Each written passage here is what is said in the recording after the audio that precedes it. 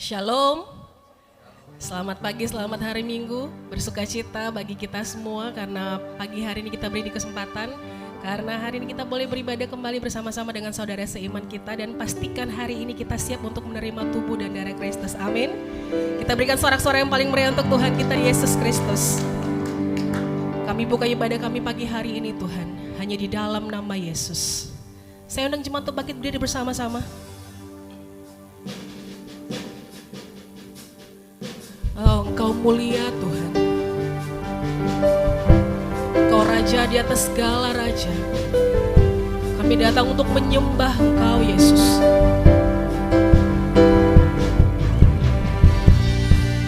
Terima kasih Tuhan.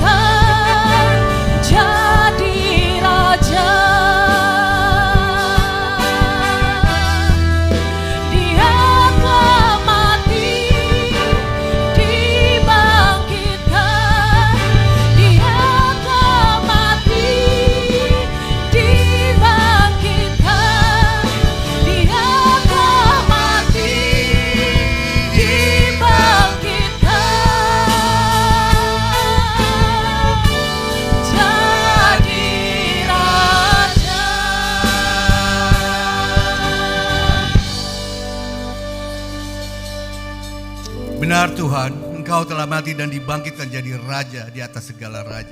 Amin Tuhan. Terima kasih Tuhan untuk pagi yang indah ini. Kalau kami boleh berada di rumah Tuhan dengan berkat yang baru yang setiap hari Tuhan berikan kepada kami. Kami bersyukur kami boleh ada di rumah-Mu Tuhan tanpa kurang suatu apapun. Kami juga bersyukur untuk kasih penyertaan Tuhan sepanjang minggu ini.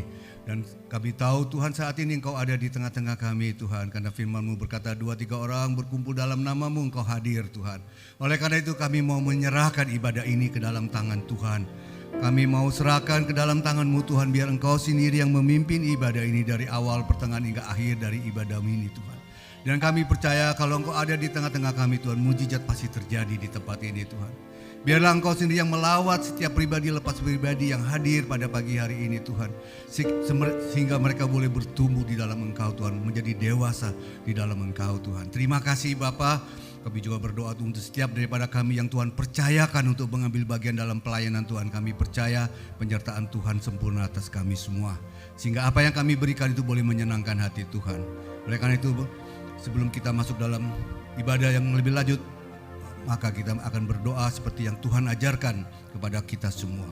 Bapa kami yang ada di surga, dikuduskanlah namamu, datanglah kerajaanmu, jadilah kehendak-Mu di bumi seperti di surga. Berikanlah kami pada hari ini makanan kami yang secukupnya, dan ampunilah kami akan kesalahan kami, seperti kami juga mengampuni orang yang bersalah kepada kami. Dan janganlah membawa kami ke dalam pencobaan, tetapi lepaskanlah kami daripada yang jahat. Karena Engkaulah yang punya kerajaan dan kuasa dan kemuliaan sampai selama-lamanya. Semua yang percaya mari sama-sama kita katakan amin. Silakan duduk saudara.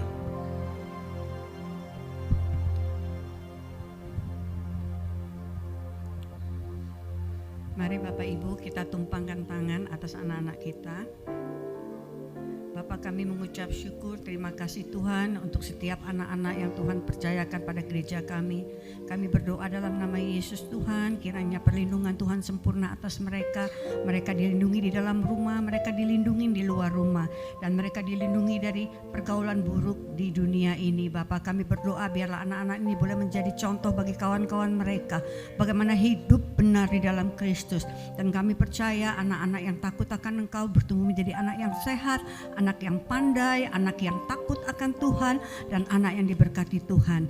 Kami percaya Tuhan, masa depan mereka gilang gemilang. Tuhan bisa pakai mereka bahkan menjadi pemimpin-pemimpin di bangsa kami ini.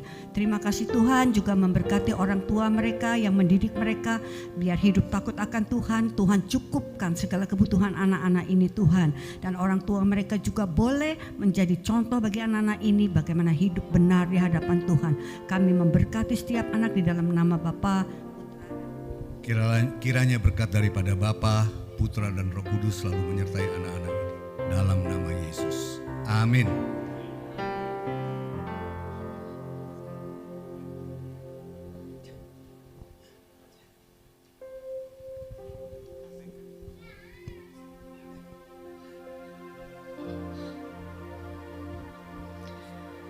Baik Bapak Ibu, mari kita masuk lebih dalam ke hadirat Tuhan.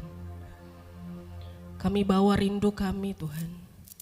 Kami bawa ucapan syukur kami.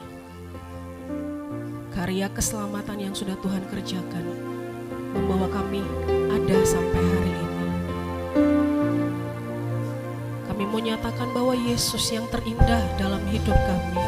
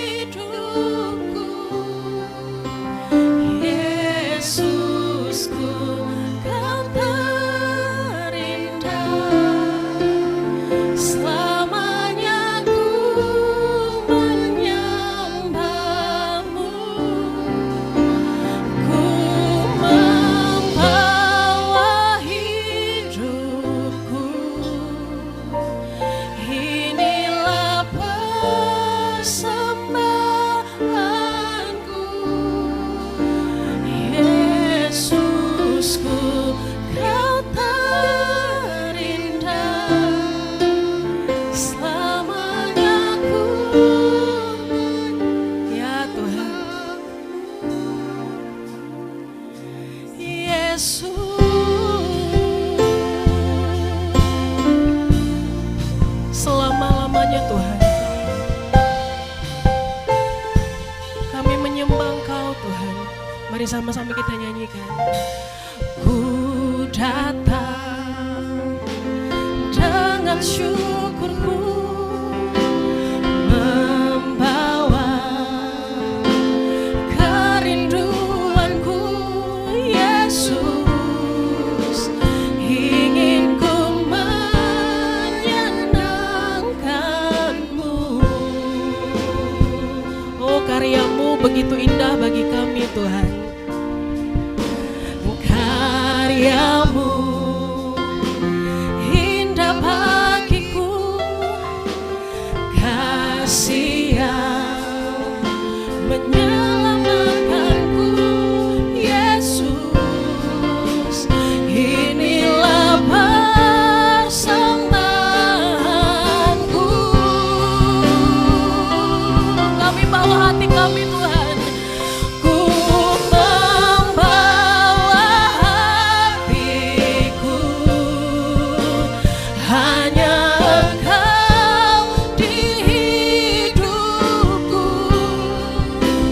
Yesusku.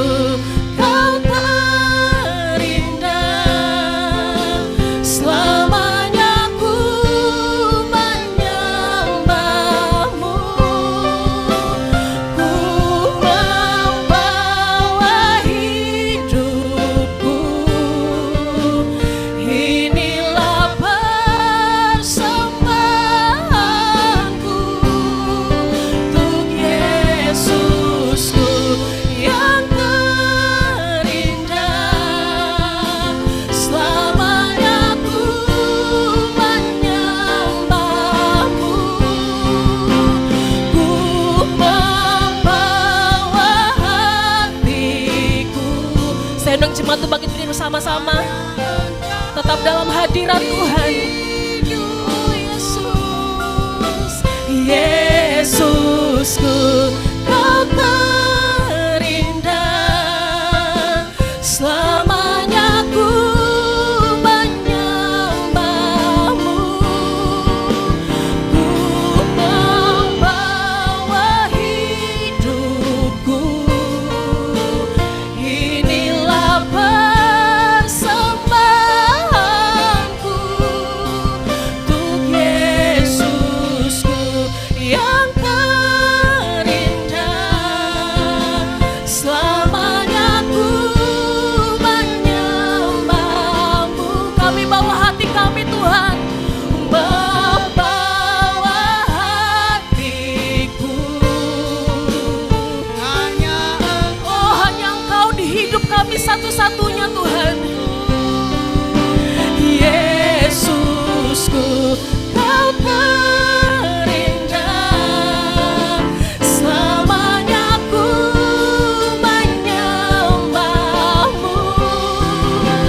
Ku membawa hidupku, inilah persembahanku untuk Yesusku yang terindah. Selamanya ku menyembah-Mu, Yesus. Oh, mari kita sembah Tuhan kita. Mari kita angkat suara kita, hati kita untuk Tuhan. Fokus dan tujuan kita hanya satu, Yesus. Terima kasih. Oh, karya keselamatanmu Tuhan, itu yang terindah. Selamatkan kami Tuhan, kasih-Mu cukup bagi kami Tuhan. Oh, Yesus, Kau terindah, Yesus.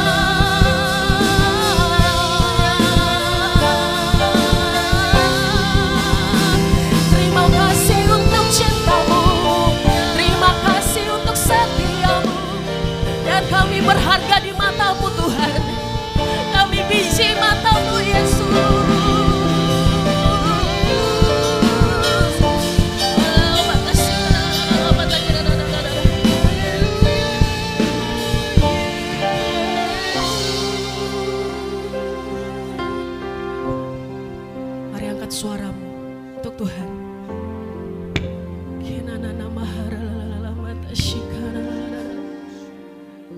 Betapa kami kagum akan Engkau, Yesus.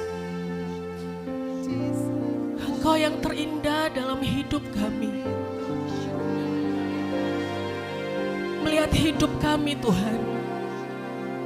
Oh Yesusku, Kau yang terindah, Tuhan. Kau yang terindah, Tuhan.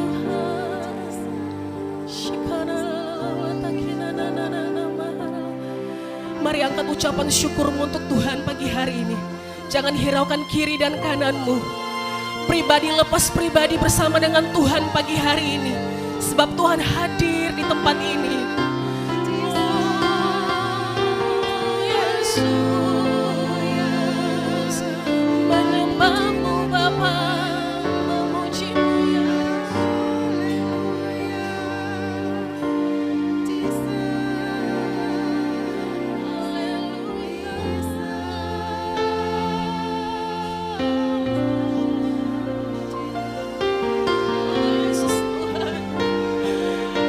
Betapa kami percayakan hidup kami ke dalam tangan-Mu Tuhan. Betapa kami percayakan masa depan kami di dalam tangan-Mu Bapa. Sebab Engkau yang merancangkan kami Tuhan. Oh Yesus Tuhan, kami menyembah-Mu. Haleluya.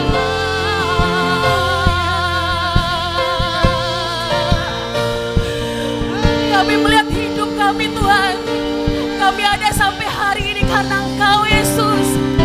Yesus Tuhan, Tuhan Yesus. Sikarala mata kina na na na na mahalala mata sikarala mata kina. Oh Yesus, haleluya.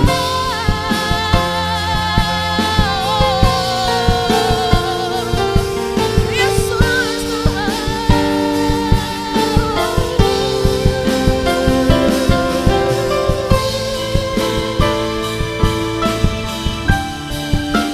Betapa kami bawa hati dan hidup kami Yesus. Engkau yang percaya kepada Tuhan, mari angkat kedua tanganmu. Ku membawa hatiku, hanya Engkau di hidupku. Yesusku, Kau terindah.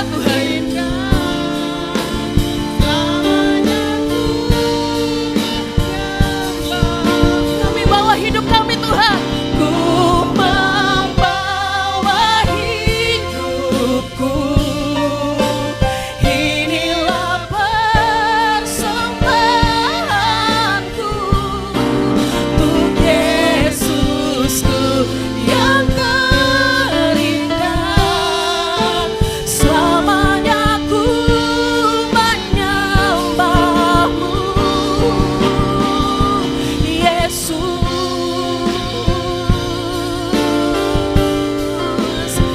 Sorak-sorak paling meriah untuk Tuhan kita Yesus Kristus. Bisa lebih kencang lagi tuh. Yes Tuhan. Dan kami siap bersuka cita karena Engkau hidup. Ada hari esok, ada masa depan. Engkau yang percaya, sorak-sorak yang paling meriah untuk Tuhan. Yes Tuhan. Terima kasih Tuhan. Amin. Yang siap bersuka cita lebih lagi katakan amin.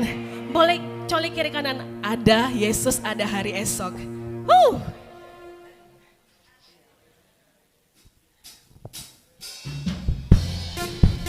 Haleluya.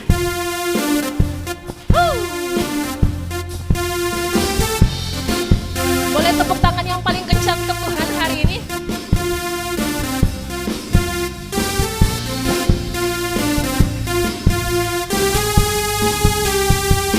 Sebab Dia hidup, ada hari esok. Saya mau dengar jemaat. Sebab Dia hidup.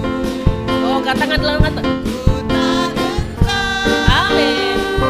Karena ku tahu Dia pegang hari esok. Amin. Hidup jadi berarti. Sekali lagi saya mau dengar jemaat. Sebab dia hidup. Ada hari esok. Amin. Sebab dia hidup. Ku tak gentar karena ku tahu dia pegang hari esok. Hidup jadi berarti sebab dia hidup. Boleh tepuk tangan di atas kepala.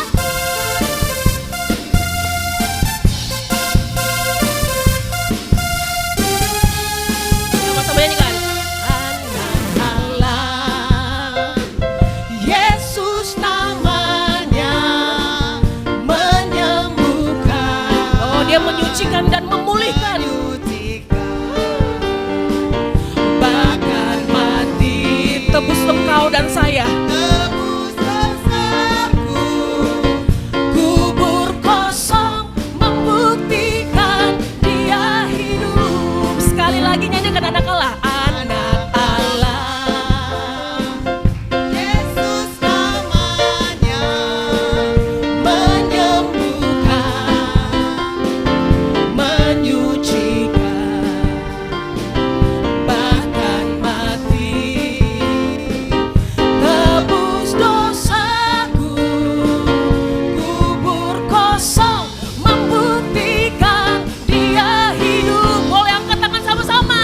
Sebab dia hidup. Oh, dia hidup saudara. Ada hari esok. Ada masa depan yang cerah. Sebab dia hidup. Ku tak gentar karena ku tahu dia pegang hari esok. Hidup jadi berarti sebab dia hidup. Sebab dia hidup. Ada hari esok. Percaya saudara. Sebab dia hidup. Ku tak gentar. Karena ku tahu dia pegang hari esok. Hidup jadi berarti sebab dia hidup. Sebab dia hidup. Ada hari esok. Sebab dia hidup. Oh, jangan gentar saudara. Oh, kami percaya Tuhan.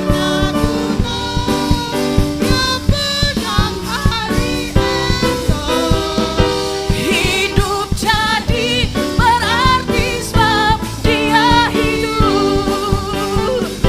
Hidup jadi berarti sebab dia hidup. Hidup jadi berarti sebab dia hidup.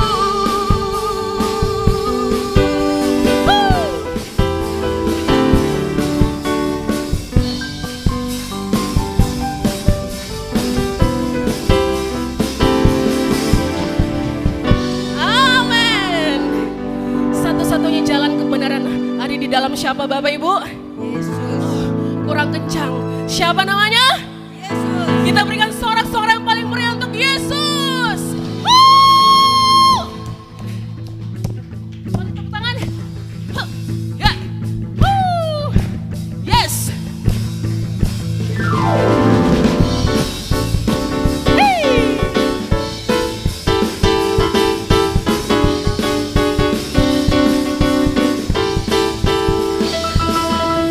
Yesus jalan kebenaran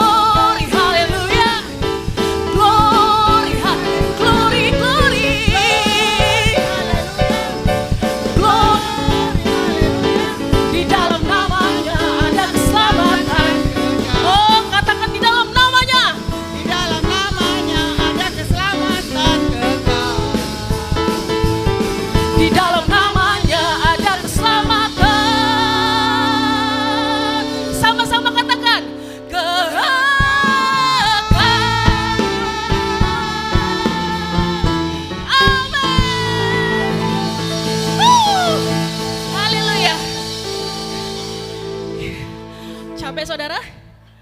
Enggak ya, sama-sama suruhkan. Yes! Tepuk tangan yang paling meriah untuk Tuhan kita Yesus. Silakan duduk Bapak Ibu.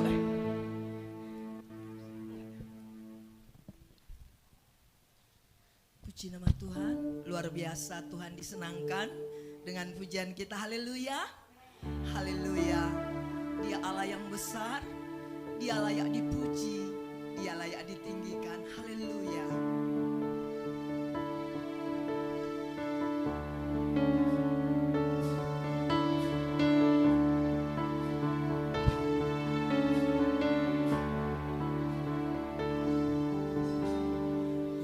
Holy, holy, God Almighty. It's a privilege to worship you, Maker of universe. It's an honor just to stand before you. Holy, holy, God Almighty. It's a privilege to worship you, Maker of all universe. It's an honor just to stand before you. With a grateful heart, I lift my hands to you, proclaiming, Lord,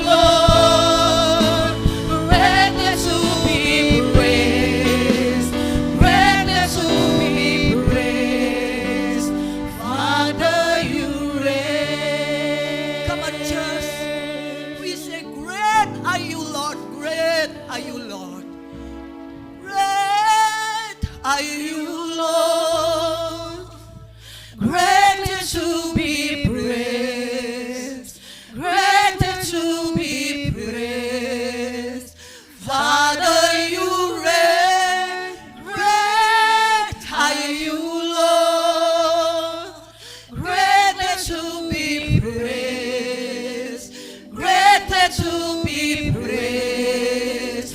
Father, you reign, yes, Lord, great are you, Lord, greatly to be praised, greatly to be praised. Father, you reign, great are you, Lord, greatly to be praised, greatly to be praised, greatly to be praised, greatly to be praised. Father, to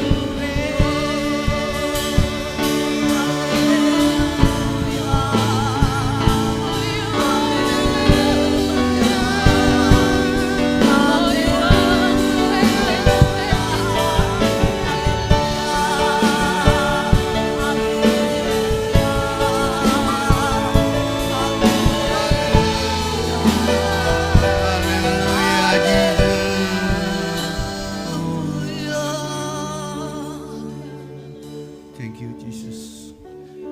Bapa, kami sungguh bersyukur Tuhan.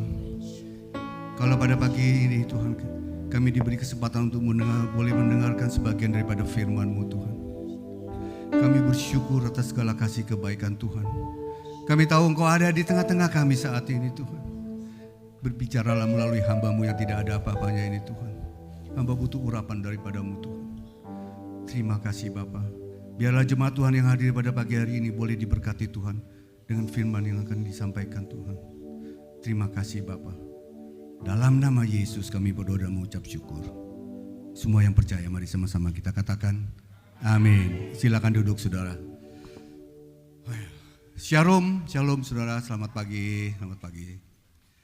Apa kabar saudara? Luar biasa, selalu luar biasa dalam Tuhan ya, amin.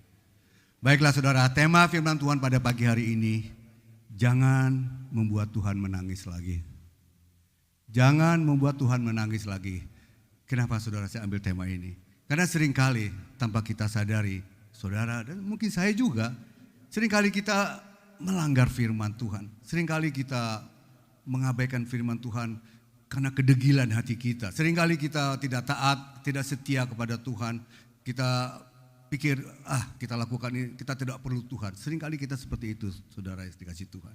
Saudara, Yesus itu adalah 100% manusia dan 100% Allah. Dia juga sebagai manusia, dia juga punya perasaan saudara ya, punya emosi. Dan Alkitab mencatat, Yesus pernah marah dan juga pernah menangis.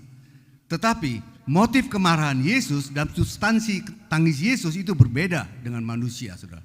Ya. Di Alkitab mencatat ada 2 kali Yesus menangis.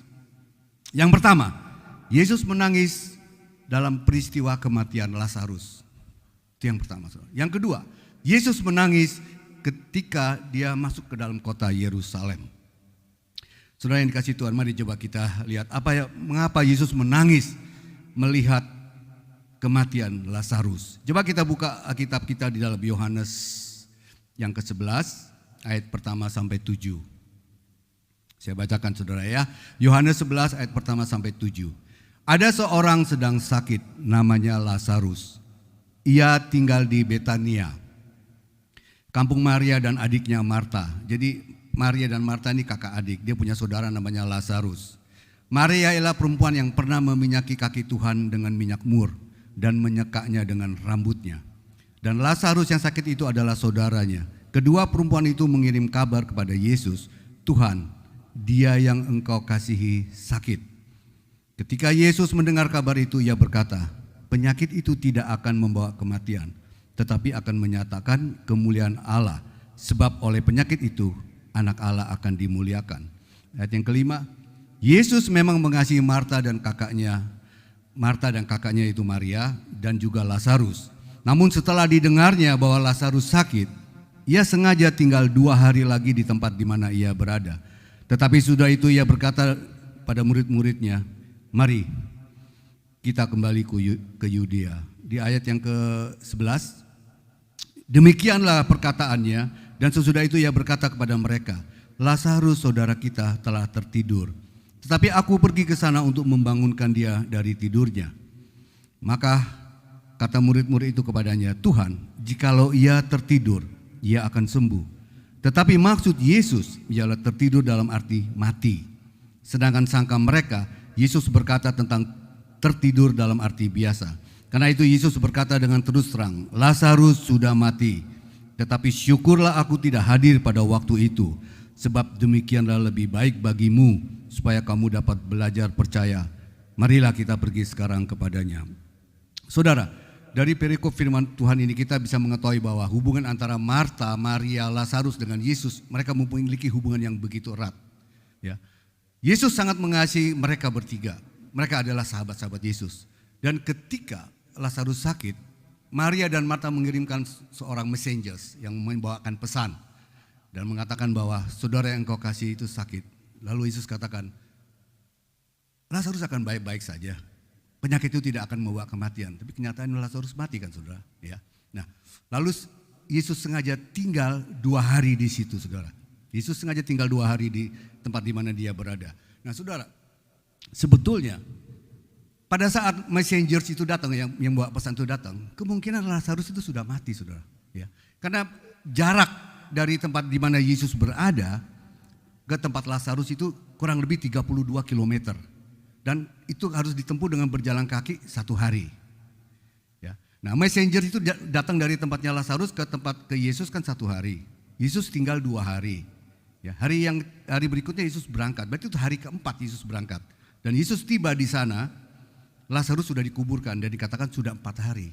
Ya, berarti pada saat messengers itu datang, itu sudah mati sebetulnya si Lazarus ini saudara. Ya, karena itu udah hari keempat. Nah, ketika Yesus datang ke tempat itu, mereka katakan bahwa Lazarus sudah dikuburkan selama 4 hari. Ya. Tentunya Maria dan Marta pasti sangat kecewa, saudara. Ya, karena dia pikir Yesus tidak peduli ya. Ketika messengersnya datang, Yesus malah sengaja tinggal 2 hari lagi. Dia nggak langsung berangkat gitu, saudara. Pasti Maria dan Marta kecewa. Oleh karena itu dia katakan, Tuhan, seandainya Engkau ada di sini, maka saudaraku Lazarus tidak akan mati. Itulah yang dia katakan pada Yesus, itu sebagai ungkapan kekecewaan dia. Lalu Yesus katakan, saudaramu akan bangkit. Lalu mereka katakan, saya tahu Tuhan dia akan bangkit di akhir zaman. Nah inilah saudara, mengapa Yesus menangis. Yesus bukan menangis karena Lazarus mati, karena dia terlambat untuk menyembuhkan Lazarus. Tapi Yesus menangis karena melihat iman Maria dan Marta dan juga pelayat yang lain, yang belum mengerti dan tidak percaya akan kuasa Allah. Karena dia adalah Allah, dia dapat melakukan segala perkara. Itu penyebab pertama saudara ya, mengapa Yesus menangis pada saat kematian Lazarus. Yang kedua, ketika Yesus melihat jenazah Lazarus saudara, di situ Yesus juga salah satu sebab Yesus menangis. Karena dia melihat saudara, betapa sakitnya upah dosa, yaitu kematian saudara. Dan yang ketiga, apa sebab dia menangis? Karena dia juga melihat nanti suatu saat, dia akan ada di dalam kubur itu menggantikan Lazarus. Saudara, itulah yang menyebabkan Yesus itu menangis. Yesus bukan menangisi Lazarus ya, tapi Yesus menangis karena ketiga hal tadi yang saya sebutkan. Nah, Yesus itu menangis ketika dia melihat iman Maria dan Marta ketika menghadapi cobaan yang berat. Maria dan Marta menganggap bahwa Yesus seakan-akan meninggalkan dia. Saudara, jujur kata saudara ya, seringkali kita melakukan hal yang sama. Kalau kita ada di dalam pencobaan yang berat, kalau kita ada di dalam masalah yang berat, ujian terus datang silih berganti, badai terus datang silih berganti, kita berdoa sama Tuhan, tapi kok seakan-akan Tuhan tidak menjawab doa kita, seakan-akan Tuhan meninggalkan kita. Seringkali kita kecewa, jujur saudara ya.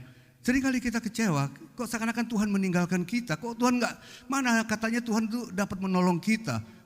Datanglah kepadaku yang letih lesu dan berbeban berat, tapi ketika aku ada masalah, ada cobaan yang begitu berat, tapi Tuhan di mana Tuhan?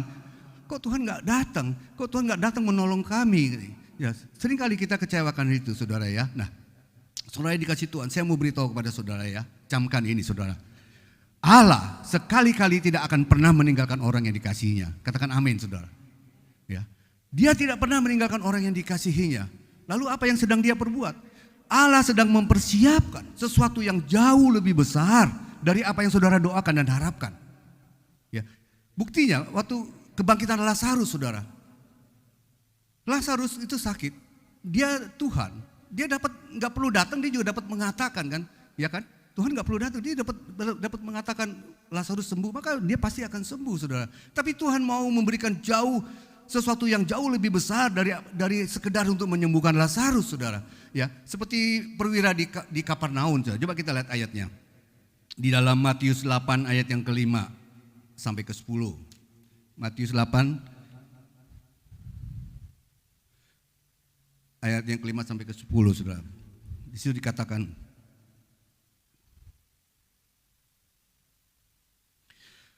ketika Yesus masuk ke Kapernaum, datanglah seorang perwira mendapatkan dia dan memohon kepadanya, "Tuan, hambaku terbaring di rumah karena sakit, lumpuh, dan ia sangat menderita." Yesus berkata kepadanya, "Aku akan datang menyembuhkannya."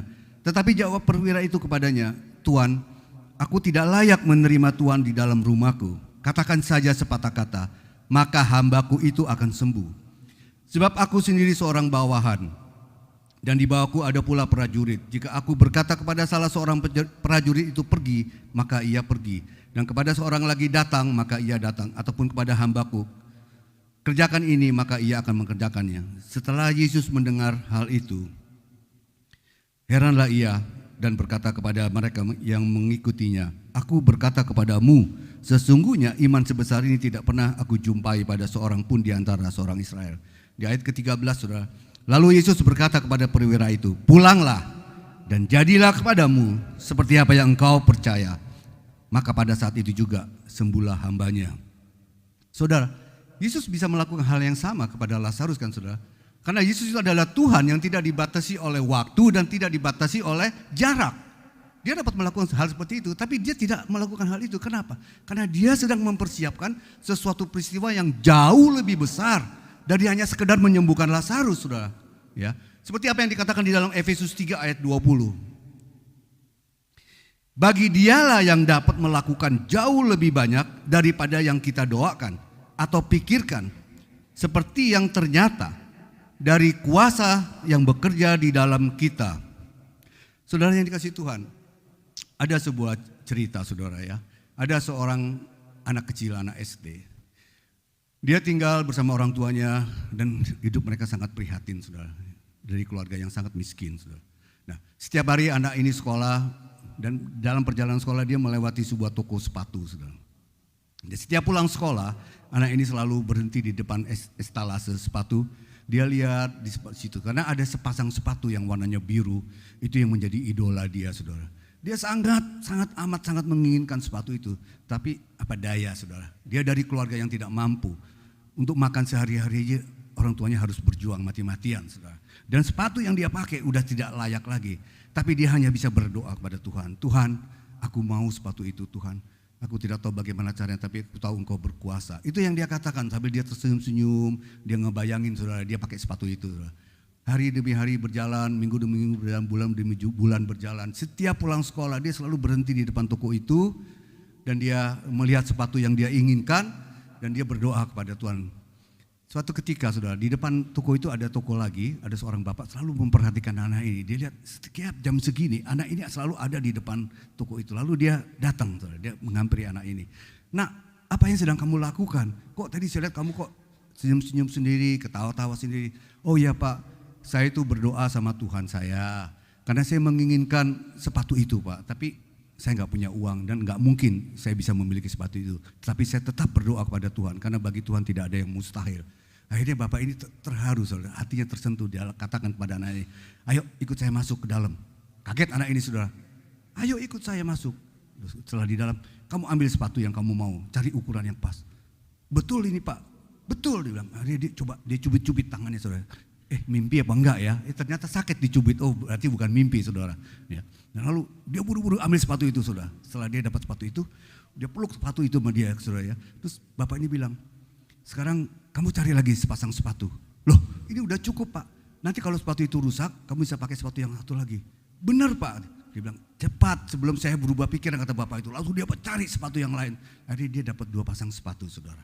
Ya, nah ketika dia keluar, dia terima kasih sekali sama bapak. Dia bertanya, Pak boleh saya bertanya sesuatu? Ya, apakah bapak Tuhan? Dia tanya seperti itu, saudara. Nah saudara, anak ini hanya mengharapkan sepasang sepatu. Tapi Tuhan berikan lebih.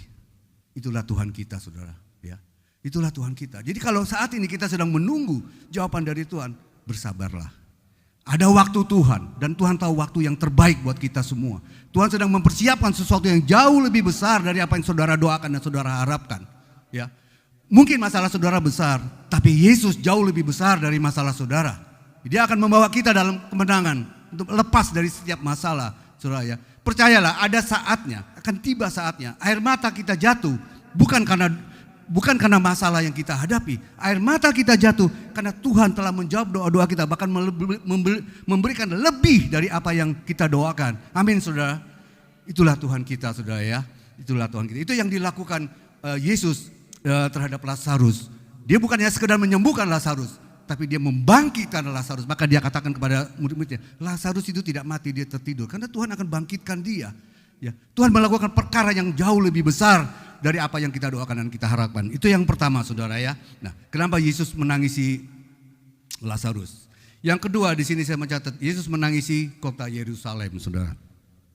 Kota Yerusalem. Tangisan Yesus pecah ketika Yesus masuk ke kota Yerusalem, saudara. Ketika itu Yesus bersama murid-muridnya pulang mudik, saudara ya. Orang Israel itu juga mudik. Ya, setiap tahun orang-orang Israel itu kembali ke Yerusalem ya untuk mudik. Itu yang dilakukan Yesus dengan murid-muridnya. Begitu pula juga dengan Maria dan Yusuf, orang tua Yesus. Dia juga setiap tahun dia bawa Yesus mudik ke Yerusalem. Karena di Yerusalem itu adalah tempat pusat peribadatan saat itu dan juga tempat di mana bait Allah ada di situ. Dan kota Yerusalem juga merupakan tempat orang-orang Farisi dan ahli Taurat berkumpul di sana untuk belajar ilmu hukum Taurat, saudara. Nah, kata Yerusalem itu sendiri artinya adalah kota damai, saudara. Kota damai, ya arti Yerusalem. Nah, kebiasaan orang Yahudi, saudara, setiap menjelang Paskah, selalu dia mempersiapkan diri. Rumahnya dipersiapkan semua, diperbarui, dicat ulang, perabotan yang rusak diganti, terus dia beli pakaian baru, sama seperti kayak Lebaran gitu, mudik pulang. Dan orang-orang datang mudik berbondong datang ke Yerusalem, saudara. Nah, cuman hanya satu yang mereka tidak persiapkan orang Yerusalem. Apa, saudara? Hati mereka. Dia tidak mempersiapkan hati mereka. Karena Tuhan Yesus datang sana, Yesus bisa melihat setiap hati dari orang-orang yang penduduk Yahudi yang ada di Yerusalem. Tidak ada satu pun dari mereka yang percaya bahwa Yesus itu adalah juru selamat. Itulah yang membuat Yesus bersedih, saudara. Itu yang membuat Yesus berduka. Nah, saudara, mungkin saudara bertanya, loh, kok ada perayaan Paskah ya? Kan Paskah artinya Yesus bangkit kan, saudara ya? Kok dulu ada perayaan Paskah juga? Saudara, Paskah Perjanjian Lama itu berbeda dengan Perjanjian Baru. Paskah Perjanjian Lama itu mereka merayakan kebebasan mereka dari kebebasan bangsa Israel dari tanah Mesir. Itu yang mereka rayakan setiap tahun. Nah, sedangkan kita merayakan Paskah yang baru saja kita rayakan itu adalah kebangkitan Yesus, kemenangan kita atas segala dosa, ya kan? Dosa telah dikalahkan itu. Nah, saudara, waktu bulan Februari kemarin waktu itu saya ada di Australia, saudara ya. Suasana Paskah itu sudah sangat terasa, saudara. Ketika saya masuk ke supermarket, itu coklat tuh macam-macam, saudara. Terutama ada coklat lambang kelinci, ya kan, suka lambang kelinci. Terus telur, saudara. Telurnya juga nggak tanggung, gede-gede, saudara. Tapi dari coklat, gede gitu, saudara. Mereka sudah antusias sekali, udah mempersiapkan semua itu. Nah, sekarang pertanyaan ini, saudara, kenapa sih Paskah identik dengan telur dan kelinci? Mungkin ada yang tahu. Kenapa, saudara? Ya kan? Waktu kita kemarin mau Paskah tuh guru sekolah minggu, Bu, telurnya berapa banyak harus kita siapkan? Kan tanya begitu, ya kan? Nah, saudara, telur itu melambangkan kebangkitan Yesus. Telur itu melambangkan batu yang digulingkan. Batu yang menutup kubur Yesus yang digulingkan, itu lambangnya telur, saudara. Ya, makanya telur itu sebagai lambang Paskah. Dan juga kelinci. Kelinci itu adalah, mereka beranggapan bahwa kelinci itu adalah binatang keberuntungan, binatang yang menguntungkan. Pokoknya binatang yang keberuntungan. Ya, nah, dan kelinci itu juga merupakan lambang dari kebangkitan Yesus. Jadi kelinci itu sama seperti apa? Merpati ya, merpati lambang kesetiaan, angsa juga lambang kesetiaan. Nah, itu yang mereka percaya saat itu. Nah, dan mereka percaya bahwa kelinci inilah yang menyembunyikan telur-telur itu, dan anak-anak harus mencari telur itu, kan begitu kan tradisinya ya. Nah, itu asal mulanya seperti itu, Saudara. Baiklah, Saudara, kita kembali kepada topik kita ya, Saudara ya. Kita kembali kepada kenapa Yesus menangisi kota Yerusalem. Coba kita buka di dalam Lukas 19 ayat yang 41 sampai 44. Dan ketika Yesus telah dekat dan melihat kota itu, ia menangisinya. Ayat 42 katanya, "Wahai betapa baiknya jika pada hari ini juga engkau mengerti apa yang perlu untuk damai sejahteramu. Tetapi sekarang hal itu tersembunyi bagi matamu." Ayat 43, "Sebab akan datang harinya bahwa musuhmu akan mengelilingi engkau dengan kubu, lalu mengepung engkau dan menghimpit engkau dari segala jurusan. Dan mereka akan membinasakan engkau beserta dengan pendudukmu, dan pada tembokmu mereka tidak akan membiarkan satu batu pun tinggal terletak di atas batu yang lain. Karena engkau tidak mengetahui saat bila mana Allah melawat engkau." Saudara, Yesus bersama murid-muridnya dari Bukit Zaitun, mereka jalan untuk menuju ke Yerusalem. Di dalam perjalanan itu, saudara, orang-orang sudah berkumpul dan mereka bersorak-sorai kepada Yesus. Dia mengeluh-elukan Yesus, dan murid-muridnya merasa dia tersanjung juga, saudara, ya, merasa termuliakan karena seakan-akan dia sedang mengiringi seorang raja, saudara. Nah, pada saat Yesus memasuki gerbang Yerusalem, Yesus menunggangi seekor keledai. Nah, dan makin banyak orang yang berkerumun di situ, dan orang membentangkan bajunya, melambaikan daun palem sambil berkata, "Hosana, diberkatilah dia yang datang dalam nama Tuhan." Hosana, Hosana, saudara. Hosana itu berasal dari kata Ibrani, artinya Hosiana, ya, artinya selamatkan kami sekarang, save me now, selamatkan kami sekarang, saudara. Nah, mengapa mereka bersuka cita, saudara? Kenapa mereka bersuka cita? Karena mereka beranggapan bahwa akan muncul kerajaan Allah yang selama ini mereka tunggu-tunggu, saudara.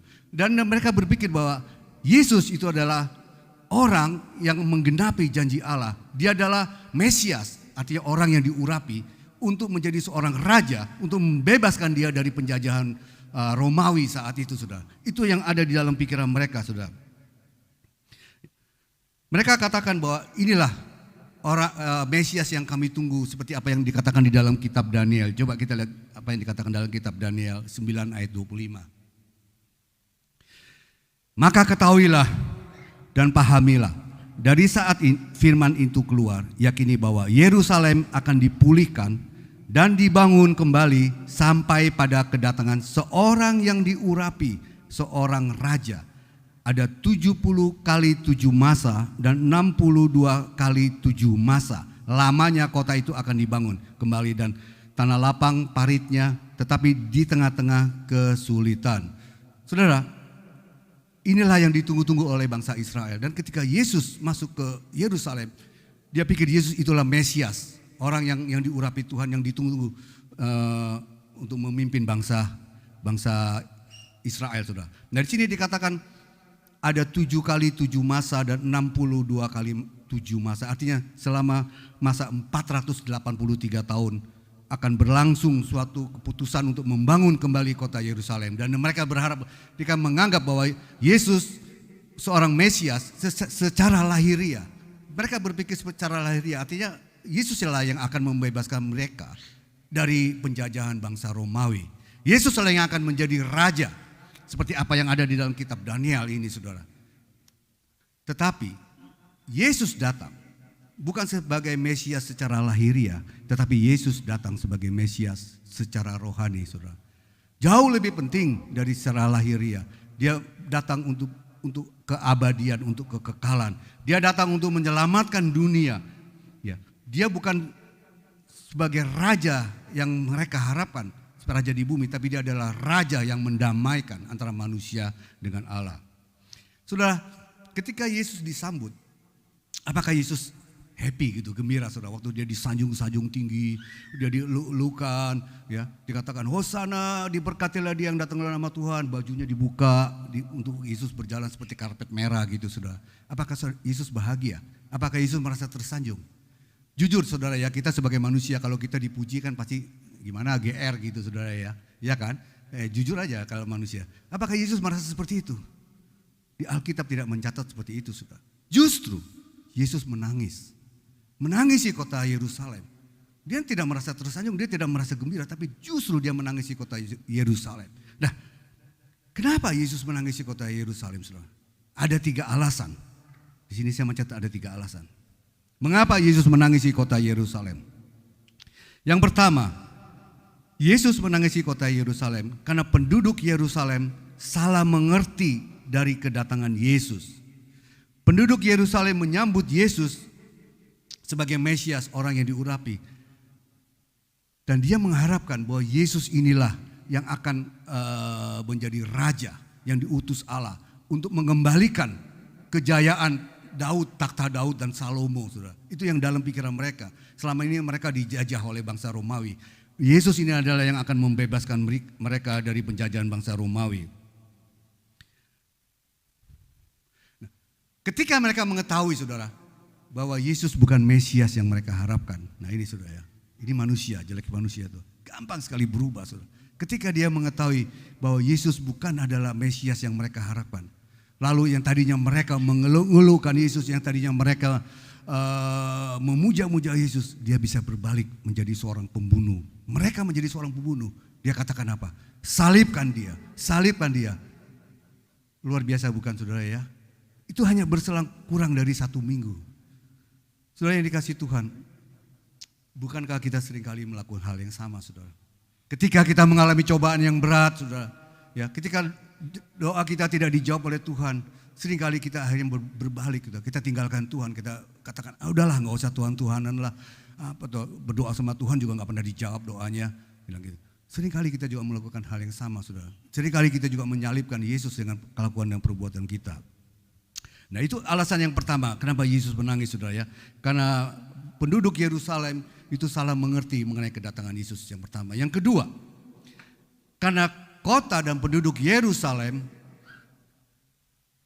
pada akhirnya akan mengalami kehancuran. Coba kita lihat di dalam Lukas 19 ayat 43 dan 44.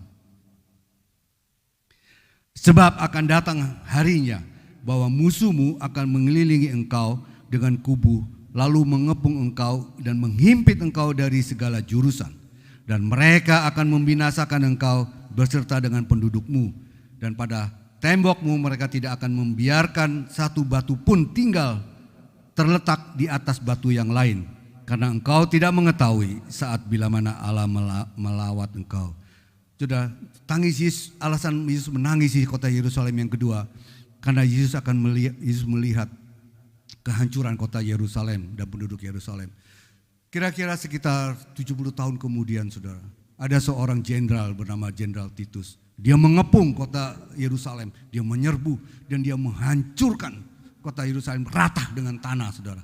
Gedung-gedung yang kokoh digulingkan, bait Allah dihancurkan semua. Penduduk Yerusalem diteror sedemikian rupa sehingga terjadi kengerian Tuhan. Itulah kengerian yang dihadapi, ganjaran yang dihadapi oleh bangsa Israel. Karena apa? Karena dia terang-terangan menolak kasih karunia Allah saudara. Itulah yang menyebabkan Yesus yang menangis yang kedua. Dan yang ketiga, alasan ketiga kenapa Yesus menangisi kota Yerusalem. Karena mereka menolak untuk bertobat saudara. Karena mereka menolak untuk bertobat. Coba kita lihat di dalam Lukas 13 ayat 34. Yerusalem, Yerusalem, engkau membunuh nabi-nabi dan melempari dia dengan batu. Orang-orang yang diutus kepadamu. Berkali-kali aku rindu mengumpulkan anak-anakmu sama seperti induk ayam mengumpulkan anak-anaknya di bawah sayapnya, tetapi kamu tidak mau. Saudara, sebetulnya Yesus sangat sayang kepada penduduk Yerusalem. Dia begitu care saudara. Dia berusaha untuk menyelamatkan penduduk ini saudara. Tapi penduduk ini keras kepala saudara ya. Dia mengeraskan hatinya. Sebetulnya Yesus sudah berkata di hari-hari minggu pertama kesengsaraan Yesus berkata Waktunya sudah dekat, waktunya sudah genap, kerajaan Allah sudah dekat. Bertobatlah, percayalah kepada Injil. Sebetulnya Yesus sudah memberi mereka agar mereka tuh bisa mencelikkan mata rohani mereka. Ya, Yesus sudah memberi warning kepada mereka akan terjadi bahaya besar kalau kamu tidak bertobat. Ya, tetapi kalau kamu bertobat, maka Yesus mampu untuk melepaskan mereka dari bahaya, saudara. Bertobatlah agar mereka mendapat keselamatan melalui dirinya. Tapi sayang saudara, penduduk Yerusalem, dia tidak bertobat. Dia mengeraskan hatinya. Itulah sebabnya Yesus sedih dan dia menangis, ya. Dia menangisi kota Yerusalem. Yang ketiga itu saudara. Nah saudara yang dikasihi Tuhan, mungkin saat ini Yesus tidak hanya sedang menangisi kota Yerusalem. Mungkin juga saat ini Yesus sedang menangisi diri kita. Ya saudara ya. Karena apa? Karena kedegilan hati kita. Karena kedegilan hati kita saudara. Karena ketidaksetiaan kita. Karena kita merasa mampu tanpa Tuhan. Sehingga kita tidak mau masuk dalam rencana Tuhan saudara. Mungkin saat ini Tuhan juga sedang menangisi diri kita. Kita mau berjalan sendiri semau-maunya kita. Padahal hidup kita ini ada di dalam rencana Tuhan. Ya, bahkan Alkitab katakan sejak kita ada di dalam kandungan ibu kita, rencana Tuhan itu sudah ada dalam hidup saudara dan saya. Ya, dan itu yang Tuhan mau. Tuhan mau kita selalu ada di dalam rencananya, saudara. Saudara, kita baru saja memperingati kematian Yesus dan kebangkitan Yesus, ya. Ketika kita memperingati kematian Yesus, kita lihat saudara ya, bagaimana penyiksaan yang Yesus alami, ya. Ada cuplikan film The Passion of Christ, saudara. Jujur saudara, waktu itu dicuplikan, saya nggak bisa menahan air mata saya turun, saudara. Saya nggak bisa terima, kenapa kok Tuhan saya dilakukan seperti itu, saudara ya. Kok sadis sekali manusia saat itu ya, kok seakan-akan mereka tuh nggak tahu, nggak ada Tuhan saat itu, saudara ya. Kok bisa sadis itu? Dan saya percaya tuh, bukan hanya saya yang menangis, banyak orang juga yang menangis melihat film itu, saudara. Karena sangat menyentuh hati kita, saudara. Ya, mulai dari dia ditangkap, coba saudara. Dia ditangkap, lalu dia dicambuk, saudara. Cambuknya nggak tanggung-tanggung 42 kali dan cambuk itu merusak badan dia. Ya, setelah itu dia harus memikul salib yang begitu berat, jatuh bangun. Belum cukup sampai di situ, ditancapkan kepalanya pakai mahkota duri, saudara. Belum cukup sampai di situ, kakinya dipaku, tangannya dipaku, saudara, dan digantung di atas kayu salib dan ditombak, saudara. Kalau kita melihat seperti itu, saudara, sungguh sangat sadis, saudara ya. Memang kita nggak menyaksikan secara langsung, tapi kita bisa membayangkan bagaimana penderitaan Yesus saat itu, saudara. Ya, dan itulah yang menyebabkan kita berempati. Ya, nah, pada saat kejadian itu, di mana murid-murid Yesus? Di mana murid-murid Yesus, saudara? Pada saat Yesus memikul salib, yang mengiringi Yesus bukan murid-muridnya, tetapi para perempuan, Alkitab katakan, saudara.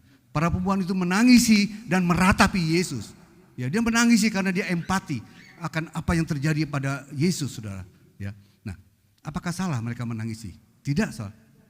Tidak-tidaknya para perempuan ini jauh lebih baik daripada orang yang berkata salibkan dia, atau juga tentara Israel yang nggak punya perasaan terus menyiksa Yesus. Ya.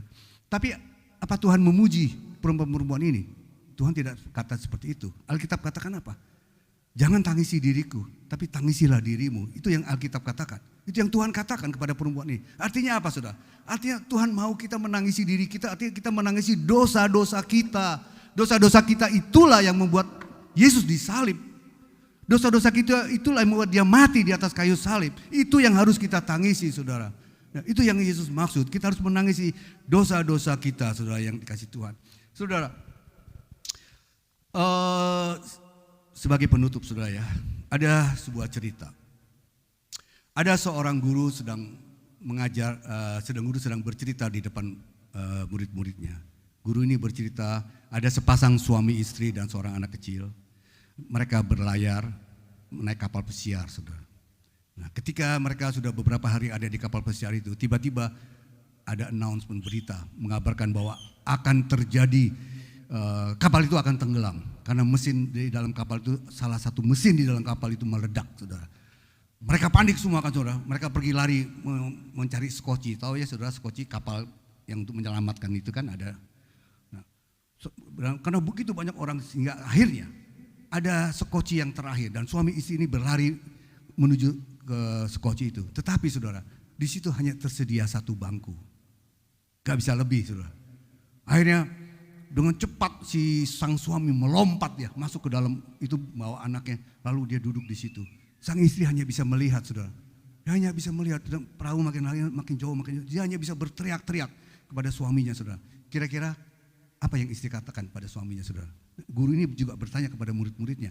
Menurut kalian kira-kira apa yang diteriakkan istrinya kepada suaminya? Kalau menurut saudara apa kira-kira? Apa? Halo? Halo? Ada orang? Ya, kira-kira apa? Hah? Jangan tinggalkan aku pergi. Oke, apalagi ada lagi? Ya. Saudara, sebagian besar murid-murid itu berkata, aku benci kamu egois, ya, kamu mau menang sendiri, kamu sadis gitu, kayak meninggalkan aku sendiri di sini, dia bilang gitu ya. Tapi ada satu anak yang diam saja, saudara, di situ. Anak itu diam, lalu guru itu penasaran, lalu berkata kepada anak itu, kenapa kamu kok diam aja nggak menjawab? Akhirnya dia, menurut kamu apa jawaban kamu? Dia katakan apa? Tolong jaga anak kita baik-baik. Kaget gurunya, saudara. Loh, kamu pernah lihat ya? Kamu pernah dengar cerita ini? Belum pernah. Loh, kamu kok tahu? Karena aku mengalaminya sendiri. Karena ibuku dalam keadaan kronis sakit, dia berkata seperti itu kepada ayahku. Dia bilang, waktu berjalan, saudara, berpuluh-puluh tahun kemudian ayahnya meninggal. Dan anak ini tumbuh dewasa. Suatu ketika dia menemukan buku harian ayahnya. Lalu di situ dia baca, saudara. Di situ ayahnya menulis kejadian itu pada saat mereka bertiga naik ke kapal itu. Mereka sudah tahu bahwa sang istri itu menderita penyakit kronis. Waktunya sudah tidak lama lagi.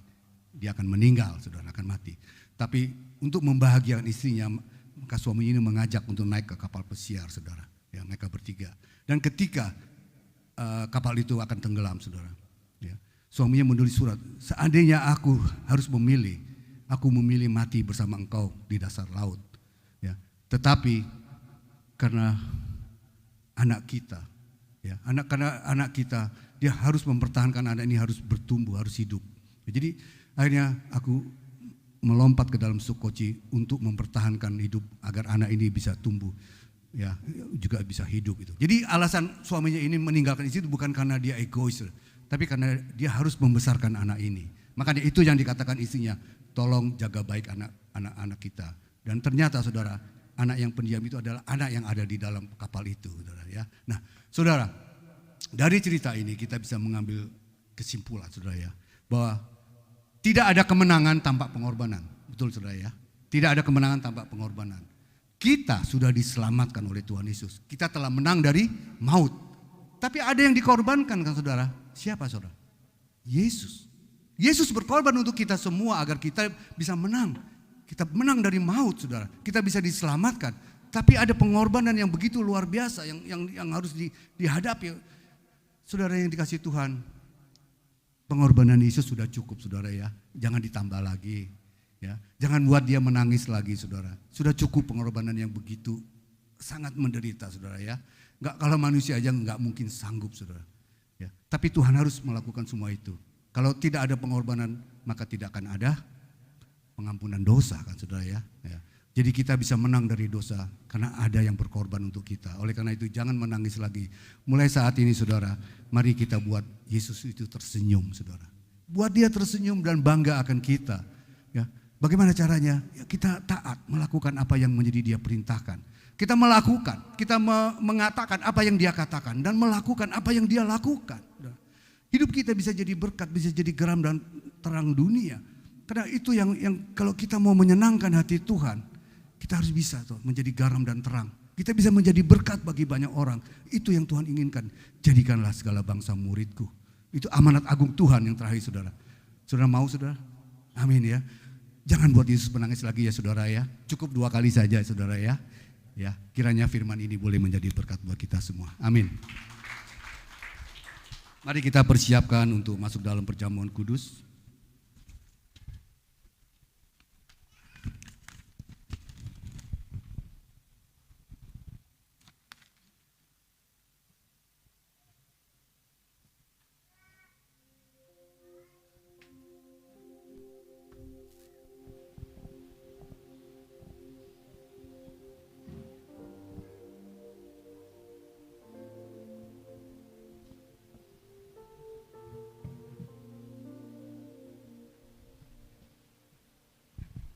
Mari yang bertugas.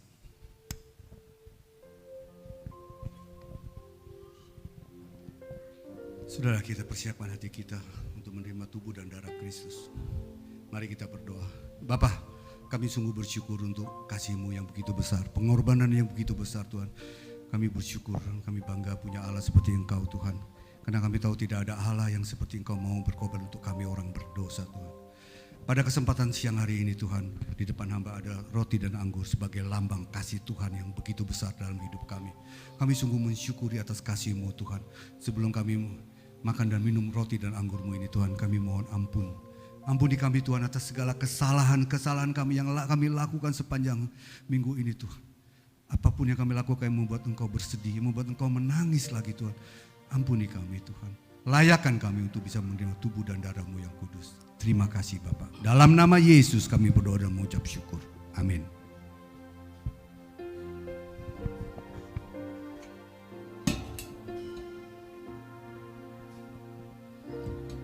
Engkaulah jalan yang sempurna, janji-Mu murni bagai emas perak, perisai perlindungan, keselamatanku. Engkaulah jalan kebenaran, dalam kasih-Mu ada kehidupan, penolong yang setia di dalam kesesatan.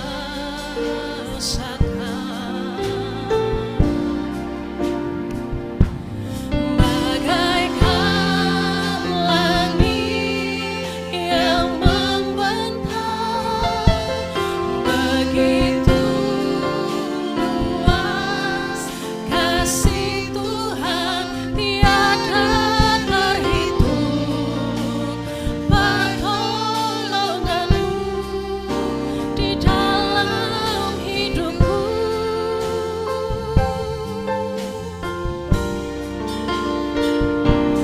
Bagaikan dalamnya samudra, begitu dalam kasih Tuhan, tiada terhitung. Kesetiaan-Mu di dalam hidupku.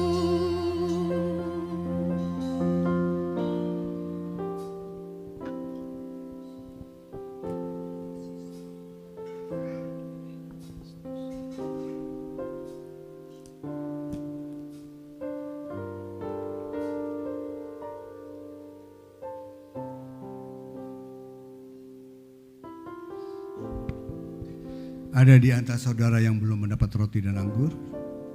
Sudah semua ya? Mari kita bangkit berdiri.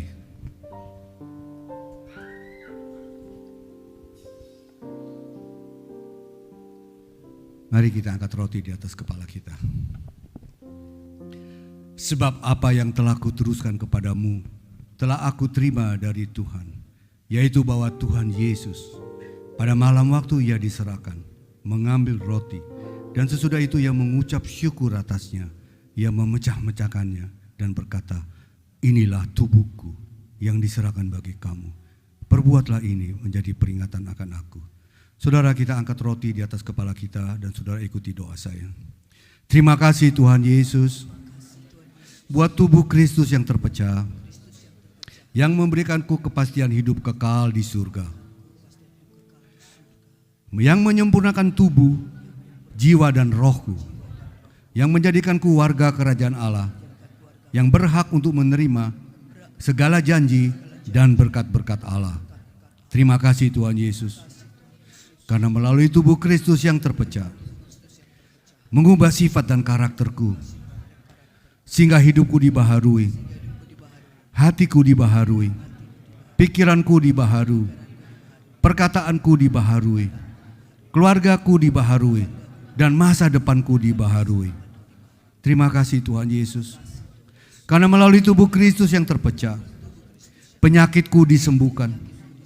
Aku tidak akan terkena kanker, tidak akan terkena tumor, tidak akan sakit leukemia, tidak akan sakit pendarahan, tidak akan sakit stroke, tidak dirawat di ruang ICU, tidak terbaring di ruang gawat darurat.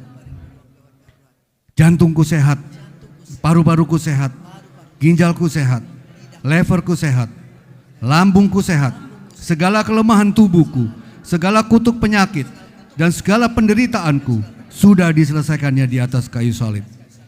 Terima kasih Tuhan Yesus, karena melalui tubuh Kristus yang terpecah, aku bebas dari segala malapetaka, mara bahaya, niat orang jahat, dan kecelakaan. Terima kasih Tuhan Yesus. Saudara yang dikasihi Tuhan, bukankah roti yang kita pegang merupakan persekutuan dengan tubuh Kristus? Yang percaya katakan amin. Amin. Mari kita makan dalam nama Yesus.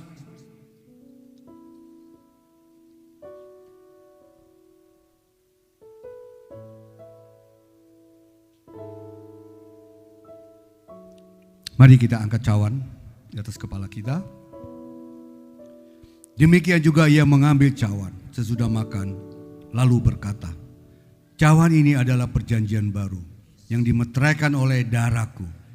Perbuatlah ini setiap kali kamu meminumnya menjadi peringatan akan aku. Sebab setiap kali kamu makan roti ini dan minum cawan ini, kamu memberitakan kematian Tuhan sampai ia datang. Jadi barang siapa dengan cara yang tidak layak makan roti dan minum cawan Tuhan, ia berdosa terhadap tubuh dan darah Tuhan. Saudara, kita angkat cawan di atas kepala kita dan saudara ikuti doa saya. Terima kasih Tuhan Yesus buat darah Kristus yang tertumpah. Aku percaya melalui darah yang tertumpah, hidupku telah lunas dibayar. Aku bukan milik dunia, hidupku milik Kristus. Sehingga aku tidak berada dalam gelap, melainkan dalam terang yang ajaib bersama Kristus. Terima kasih Tuhan Yesus, karena melalui darah Kristus yang tertumpah, segala kuasa kegelapan dihancurkan. Aku tidak bisa dihipnotis, aku tidak bisa disantet, aku tidak bisa terkena guna-guna. Hidupku dipagari, kuasa Tuhan menjagaiku, menjagai keluargaku, menjagai pekerjaanku, menjagai usahaku, menjagai gerak hidupku, menjagai seluruh keluargaku dan masa depanku. Terima kasih Tuhan Yesus, karena melalui darah Kristus yang tertumpah, aku bebas dari segala kutuk dosa, kutuk penderitaan, kutuk keturunan, dan segala kutuk yang diucapkan orang lain kepadaku. Hidupku berkelimpahan, tidak akan kekurangan. Hidupku akan selalu mengalami terobosan untuk meraih janji Tuhan dan berjalan dalam mujizatnya setiap hari. Terima kasih Tuhan Yesus, karena melalui darah Kristus yang tertumpah, hidupku dipulihkan dan disempurnakan sehingga layak menjadi warga kerajaan surga. Terima kasih Tuhan Yesus. Saudara yang dikasihi Tuhan, bukankah cawan yang kita pegang merupakan persekutuan dengan darah Kristus? Yang percaya katakan amin. Mari kita minum dalam nama Yesus.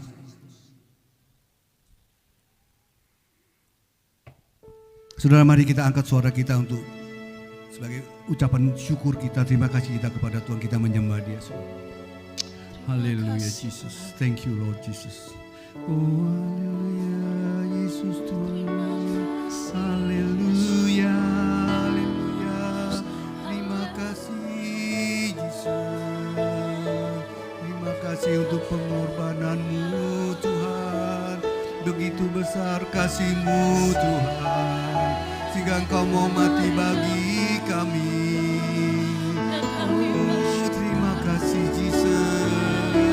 Terima kasih Yesus Tuhan. Oh haleluya. Oh haleluya Jesus. Thank you Lord Jesus. Thank you Lord Jesus. Thank you, thank you, thank you Lord Jesus. Oh haleluya.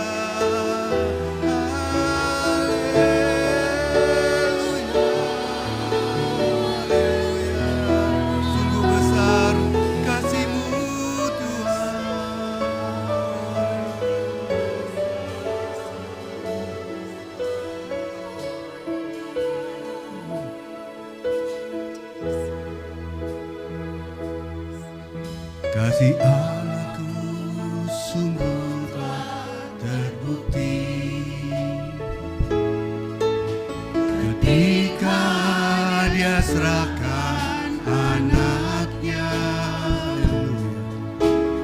Si Allah mau berkorban bagi kau dan aku.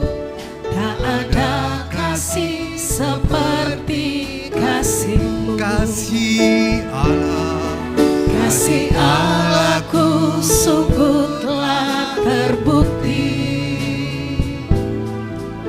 ketika Dia serahkan anaknya. Kasih Allah mau berkorban bagi kau dan aku. Tak ada kasih seperti kasih-Mu. Bersyukur, bersyukur, bersyukurlah, bersyukur karena kasih setiamu. Ku sembah, ku sembah, ku sembah dan ku sembah. Selama hidupku ku sembah Kau Tuhan. Bersyukur, bersyukur, bersyukurlah, bersyukur karena kasih setiamu. Ku sembah, ku sembah, ku sembah dan ku sembah. Selama hidupku ku sembah Kau Tuhan. Oh, sekali lagi mari bersyukur umat Tuhan.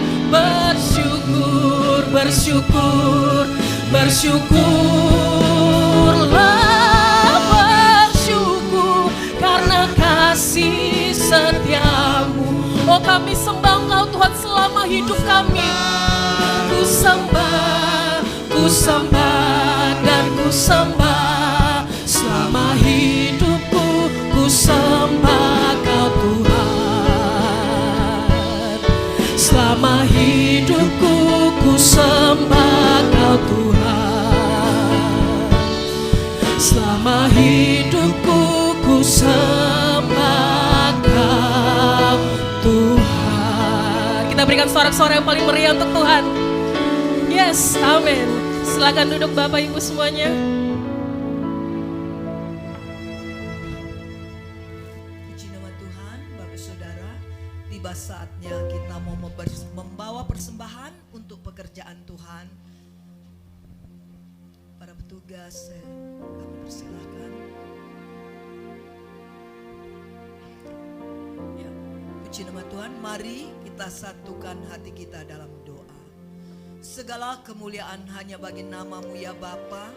Kami sungguh bersyukur kami memiliki Allah yang mengasihi kami dengan kasih tanpa syarat, kasih agape.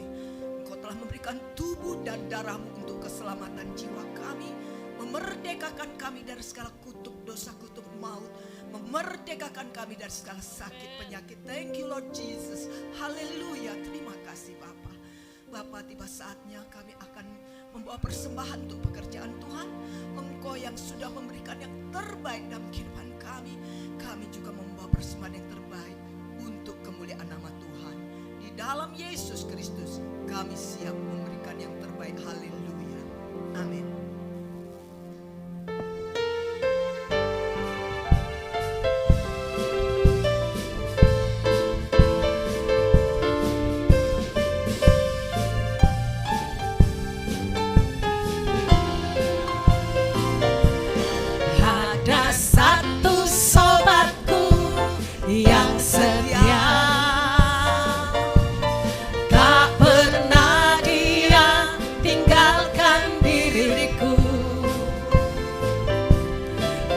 Waktu aku susah, waktu ku sendirian, Dia selalu menemani diriku. Ada satu sobatku yang setia, tak pernah dia tinggalkan dirimu. Waktu aku susah, waktu ku sendirian, Dia selalu menemani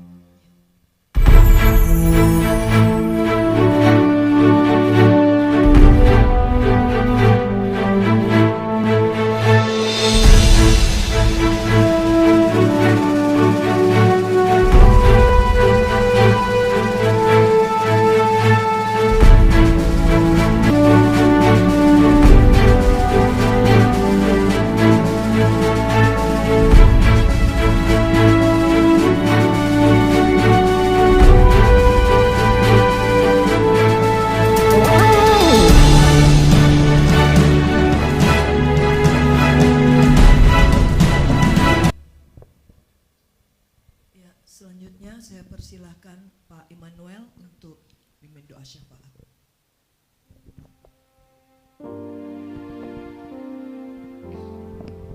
Puji Tuhan, kita akan satukan hati kita dalam doa. Haleluya. Hati kami melimpah dengan ucapan syukur kepada Tuhan Yesus Kristus yang menjadikan langit dan bumi. Engkau Tuhan Yesus yang begitu manis, yang menjadi kebanggaan kami, kekasih jiwa kami yang terbaik di dalam kehidupan kami. Sungguh ya Tuhan, hari lepas hari kami mau mengasihi Tuhan lebih sungguh-sungguh, dan kami tidak mau melepaskan Tuhan Yesus di dalam kehidupan ini Tuhan. Kami percaya Tuhan Yesus suatu hari Tuhan datang kembali, dan kami akan bersama-sama dengan Tuhan Yesus di tempat yang indah untuk selama-lamanya. Terima kasih Tuhan Yesus, kami sungguh bersyukur ya Tuhan, kalau pada pagi hari ini kami boleh berkumpul bersama-sama Tuhan. Kami diberkati, kami dikuatkan kembali dengan firman-Mu Tuhan. Kami sungguh mengecap syukur, kami memiliki Tuhan Yesus yang dapat melakukan jauh lebih banyak dari apa yang kami pikirkan, dari yang kami doakan Tuhan, karena Tuhan yang tahu apa yang terbaik di dalam kehidupan kami. Terima kasih Tuhan Yesus untuk berkat firman-Mu. Tuhan memberkati Bapak Gembala kami Tuhan, Pastor Yangke Tirta yang sudah menyampaikan firman Tuhan, yang Tuhan sudah pakai untuk menyampaikan perkataan-Mu Tuhan. Dan kami percaya Tuhan, firman Tuhan itu jatuh seperti di tanah yang subur di hati kami Tuhan, bertumbuh-tumbuh Tuhan untuk memuliakan dan membesarkan nama-Mu, berbuah-buah menjadi berkat bagi banyak orang di sekitar kami. Kami menjadi terang, kami menjadi garam karena ada Tuhan yang menyertai kami.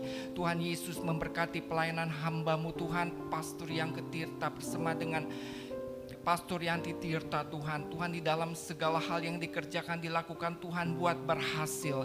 Tuhan memberikan kesehatan, kekuatan Tuhan, menyertai setiap waktu. Tuhan juga memberkati keluarga besarnya Tuhan, untuk oma, untuk anak, mantu, cucu Tuhan. Dan segala sesuatunya Tuhan menjaga, melindungi, memagari Tuhan setiap waktu.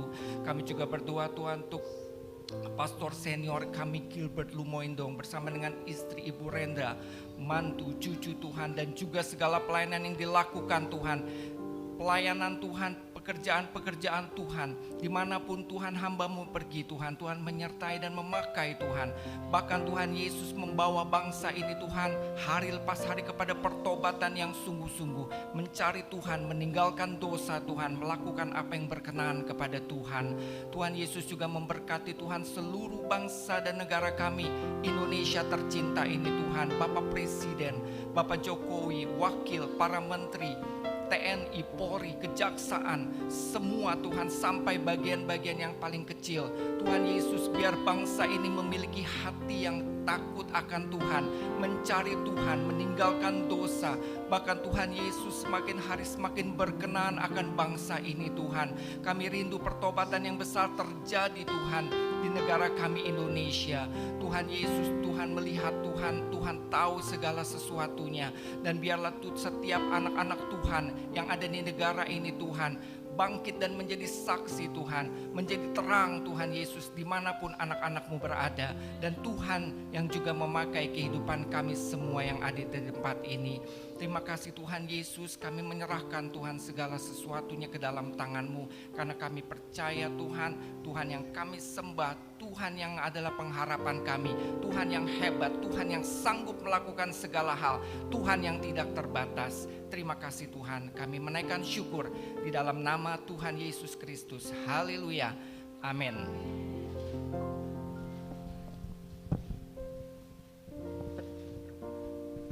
Mari saudara kita bangkit berdiri, kita akan mengakhiri ibadah kita.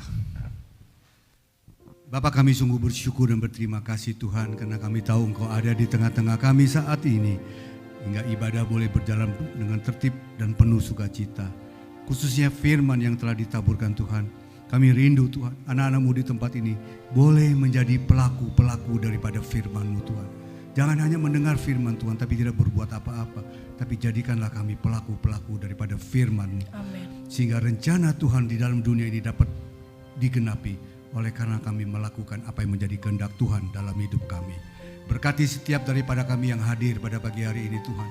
Kami percaya berkat Tuhan berlimpah atas mereka semua. Apapun yang menjadi masalah mereka, beban mereka Tuhan, pergumulan mereka Tuhan, masalah mereka, kami tahu kami punya Allah jauh lebih besar dari masalah yang kami hadapi. Dan Tuhan akan sedang mempersiapkan sesuatu yang jauh lebih besar dari apa yang kami doakan dan kami harapkan. Terima kasih Bapa, sertai anak-anak Tuhan 1 minggu ke depan. Jauhkan dari segala mara bahaya, jauhkan dari segala niat-niat orang jahat, jauhkan dari segala sakit penyakit apapun juga. Sehingga mereka boleh kembali datang beribadah di tempat ini minggu depan tanpa kurang suatu apapun. Terima kasih Bapa atas kasih penyertaan-Mu. Saudara yang dikasih Tuhan, mari kita angkat kedua tangan kita dan katakan amin, maka ini akan terjadi dalam hidup saudara. Diberkatilah keluargamu, diberkatilah kesehatanmu, diberkatilah apa yang kau kerjakan, dan diberkatilah engkau yang mengasihi Tuhan lebih dari segalanya. Oleh karena itu saudara yang dikasih Tuhan, marilah kita hidup takut akan Tuhan. Jangan menyimpang ke kanan ataupun ke kiri, sehingga kemanapun kita pergi hidup kita akan beruntung. Karena Tuhanlah yang akan menyertai kita, Tuhanlah yang akan melindungi kita. Dia akan menyinari kita dengan wajahnya, memberikan kasih karunia, damai sejahtera akan menjadi bagian dalam hidup saudara. Tuhan akan membuat saudara menjadi kepala dan bukan ekor. Dan saudara akan terus naik dan tidak akan turun. Dan pada akhirnya Tuhanlah yang membuat apapun berhasil oleh karena kasihnya kepada saudara. Oleh karena itu saudara yang dikasih Tuhan, pulanglah, terimalah berkat daripada Bapa, Putra, dan Roh Kudus. Mulai saat ini sampai Maranatha, Yesus datang untuk kedua kalinya. Semua yang percaya dan telah menerima berkat Tuhan, mari sama-sama kita katakan amin.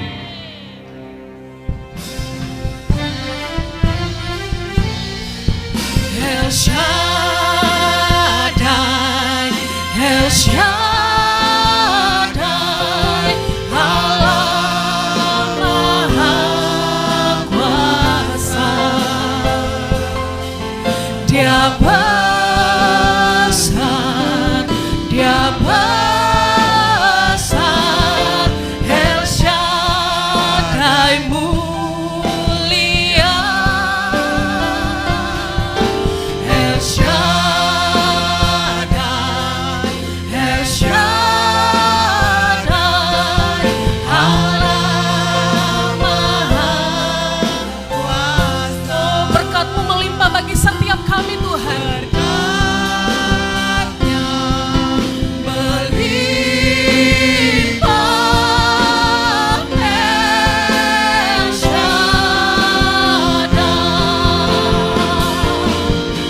Berkat-Nya melimpah,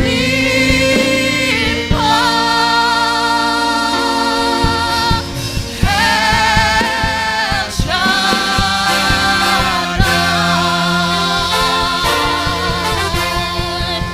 Amin. Silakan duduk Bapak Ibu semuanya.